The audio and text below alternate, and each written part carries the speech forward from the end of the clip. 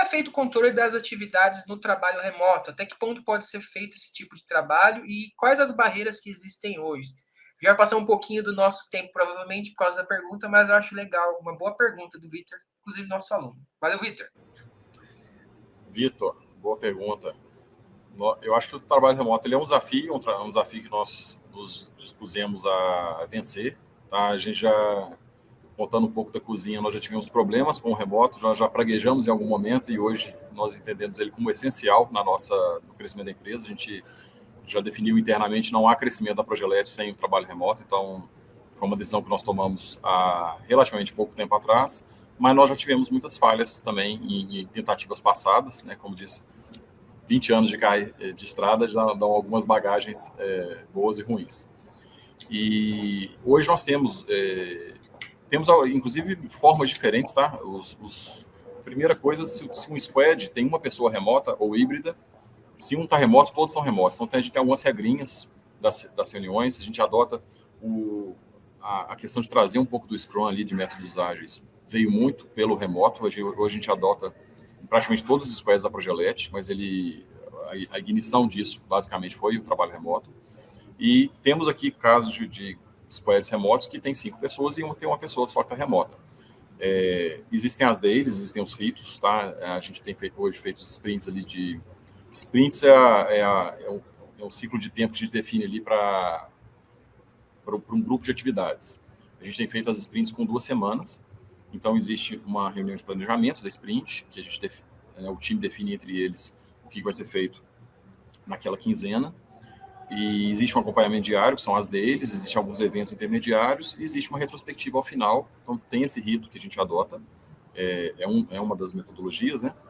E se um está remoto, é até legal aqui de ver, às vezes tem 3 pessoas próximas trabalhando, mas cada um está na sua tela, nada de ir para uma sala, ficar 3 pessoas na televisão e um sozinho remoto, que você não tem, essa pessoa fica excluída ali, né?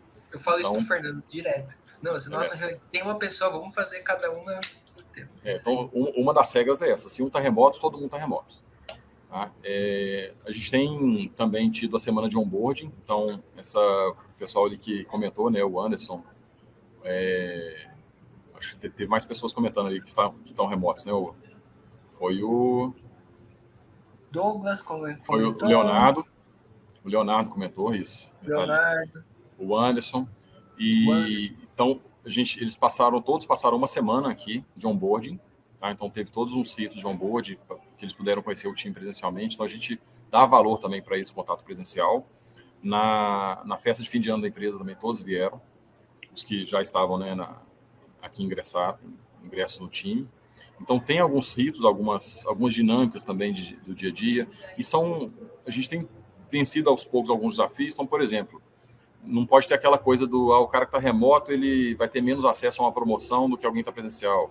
Ou ele vai ter menos acesso a um treinamento do que alguém está presencial. Então, são barreiras que, para o trabalho remoto funcionar, você já tem que cortar isso na raiz e entender que todos ali estão equiparados, são membros do time, né? Porque às vezes não está ali presencialmente, e talvez uma barreira que caiu também nessa nova visão é que às vezes você está, dependendo do porte do escritório, às vezes a pessoa está ali do seu lado há tempos ali e o pessoal não sabe exatamente o que aquela pessoa está fazendo. Então, quando a gente pragueja o trabalho remoto, muitas vezes, né, principalmente os cargos de liderança, é pela necessidade de controle, tá? E aí no remoto ele a ausência desse controle, mas na verdade, né, você não pode ter um sistema baseado em controle, né? Porque a gente não controla nem quem está do lado da gente.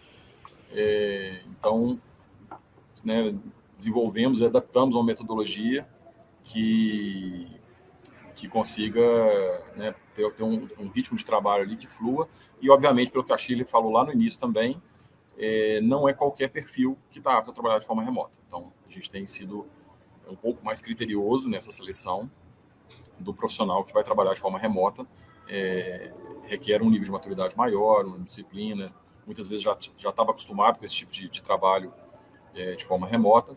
Então, a gente tem sido um pouco mais criterioso em alguns perfis não técnicos, não necessariamente técnicos nessa seleção, mas tem funcionado, está nos surpreendendo o nível de funcionamento, né? A pessoa já entrou com engajamento altíssimo e uma entrega alta, e daqui para frente é só mudar essa proporção agora de 10, 15%.